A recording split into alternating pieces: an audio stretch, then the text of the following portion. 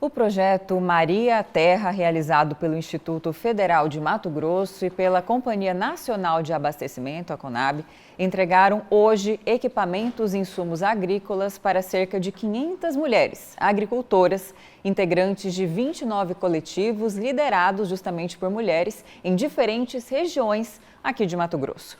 O investimento representa um avanço importante no fortalecimento do protagonismo feminino no meio rural e também na geração de renda para suas famílias. E é para falar sobre esse e outros assuntos que está aqui no estúdio do Jornal do Meio-Dia o presidente da Companhia Nacional de Abastecimento, a Conab, Edgar Preto. Boa tarde, presidente. Seja bem-vindo aqui ao Jornal do Meio-Dia. Boa tarde, Lúcio. Boa tarde, Camila. Boa tarde, bem-vindo. Os telespectadores, é um prazer estar com vocês aqui. Presidente, esse programa, Maria Terra, ele é um programa nacional. É uma parceria que a Conab fez com o Instituto Federal do Mato Grosso. Estamos fazendo aqui um projeto pioneiro, Lúcio. Nenhum outro estado ainda. O projeto está começando por aqui. Por aqui. Começou ano passado.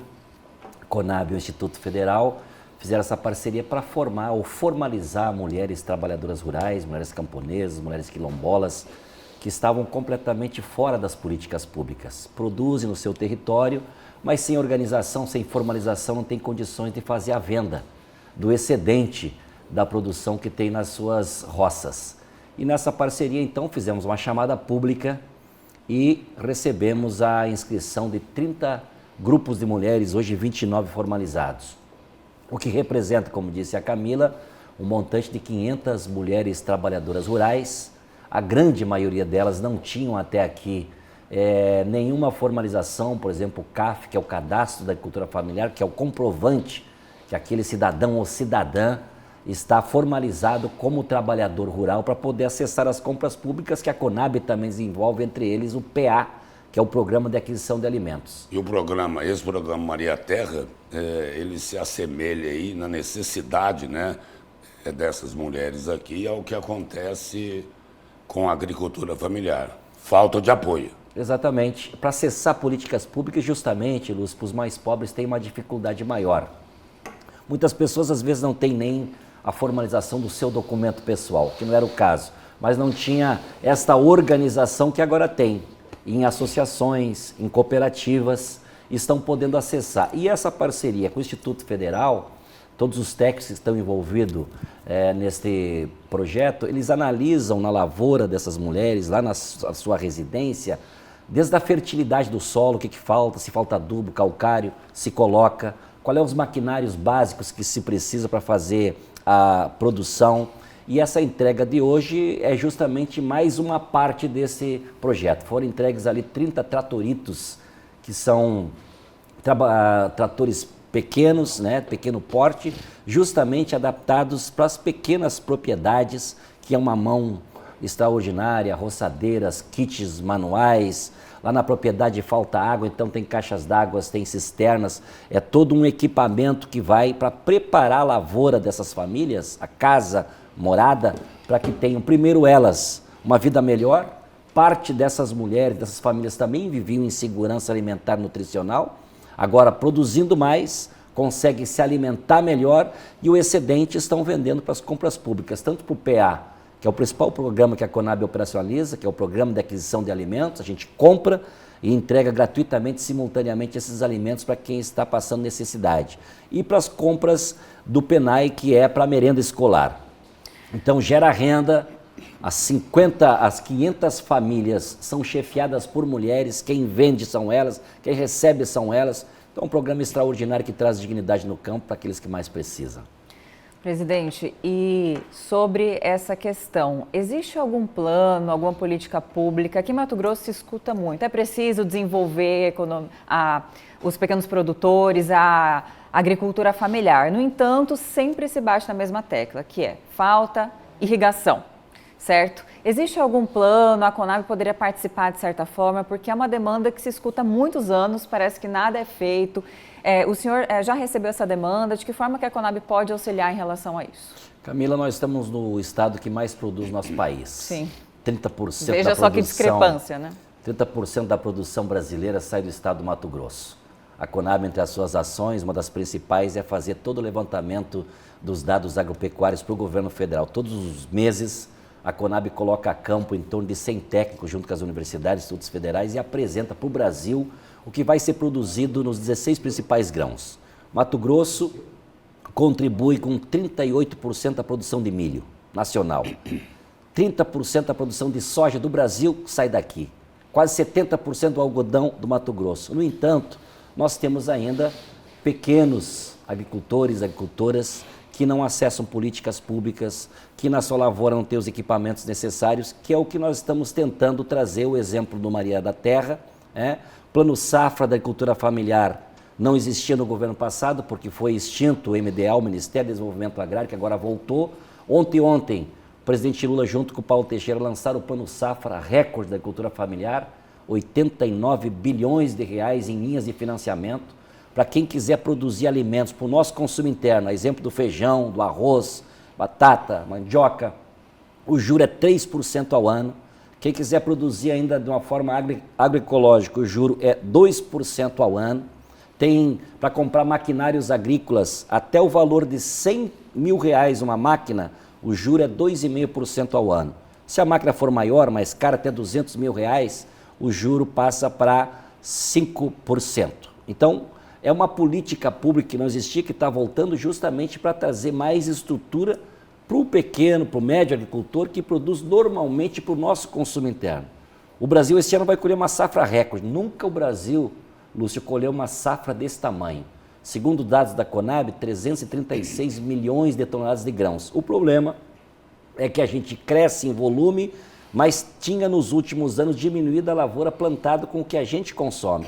E daí, menos oferta de alimentos, é preço mais caro para os consumidores, os alimentos acabam puxando a inflação e agora, no último levantamento que nós vimos essa semana, sobre o índice da inflação, nós temos em alguns produtos a deflação, porque nós estamos colhendo mais, ofertando mais alimentos e com isso baixa o preço para os consumidores, ainda não nos patamares que a gente gostaria, mas tudo isso é fruto do trabalho do homem e da mulher do campo, mas também fruto das políticas públicas que são importantes. Presidente, só reiterando a minha pergunta, existe alguma política pública voltada para a irrigação aqui? No Plano Safra tem também financiamento com juro mais barato para irrigação. Certo. Agora a gente tem que ser muito franco, a gente não terá condições e nem água para irrigar tudo. Eu acho que está aí uma possibilidade da gente fazer uma nova organização do manejo agrícola. A nossa Embrapa tem desenvolvido pesquisas extraordinárias que você pode fazer no mesmo pedaço de chão, sem utilizar água para irrigação, mas aproveitar mais a água do solo, fazendo uma calagem mais forte, colocando adubação, o calcário na medida que se precisa, a gente pode também mitigar essas mudanças climáticas de calorões extremos, de chuvarada que acontece lá no meu Rio Grande do Sul. Cheguei aqui em Cuiabá, tive a sensação que eu estava chegando em Porto Alegre. Então as mudanças climáticas estão aí e, por certo, não teremos condições, estrutura, recursos para irrigar a grande maioria das lavouras pequenas, médias e grandes. Nós precisamos fazer uma nova adequação do manejo com a terra, que também vai facilitar uma produção melhor, maior e também proteger o meio ambiente. Presidente, o senhor falou aí dos 89 bilhões do Plano Safra para a agricultura familiar. Para os médios e grandes produtores foram 516 bilhões de reais. Lançado ontem. Mais de 600 bilhões no total. E aí, a Frente Parlamentar da Agricultura insatisfeita, reclamando, criticando. Qual o problema do governo Lula com o agronegócio, ou vice-versa? Olha, é uma boa pergunta, é uma boa análise, por certo nós precisaríamos de um tempo maior. Mas ontem no lançamento do Plano Safra, o presidente Lula junto com o ministro Carlos Fávaro, tinha lá os setores do agro, estavam representados em sua grande maioria. Prestigiaram o Plano Safra, né? Ou seja, foi um reconhecimento, na minha opinião, por mais que tenha críticas, que é também um papel da oposição, mas teve lá, na minha opinião, um reconhecimento muito importante, que pela terceira vez é o maior Plano Safra da história do nosso país, com toda essa essa complexidade orçamentária que o nosso país vive, tendo que lidar com os ajustes fiscais, todas as metas fiscais que nosso ministro da Fazenda, Fernando Haddad, caminha nessa direção. Obviamente que tem aí uma disputa política. Ontem o presidente Lula fez uma comparação e uma conta. Se comparar o que foi o último plano safra do governo passado, 2022, e o plano safra de agora, 2025, lançado ontem, para o agronegócio do nosso país, representa 42% a mais. Que sabe, para algumas lideranças do agronegócio, está precisando fazer umas contas melhor, botar esses números no papel e fazer verdadeiramente uma comparação. Obviamente que nós não queremos a unanimidade, a gente quer o reconhecimento. Se hoje o Brasil se encaminha para a maior safra da sua história, como eu disse, Lúcio, tem aí o papel, a força do agronegócio brasileiro, tem o nosso solo que é fértil, temos um povo trabalhador, uma estrutura agrícola excepcional.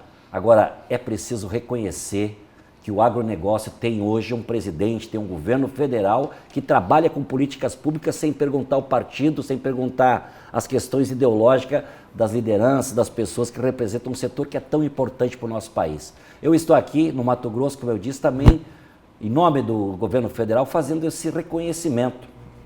O agronegócio do Mato Grosso e do nosso país tem uma importância extraordinária e está sendo olhado. O exemplo do Plano Safra de ontem é a maior, digamos assim, maior atestado desse reconhecimento que o governo tem em trazendo políticas públicas. Mas nós estamos olhando também para quem produz para o nosso mercado interno, que são pequenos e médios agricultores. Presidente, nosso tempo está se encerrando, mas antes uma pergunta rápida.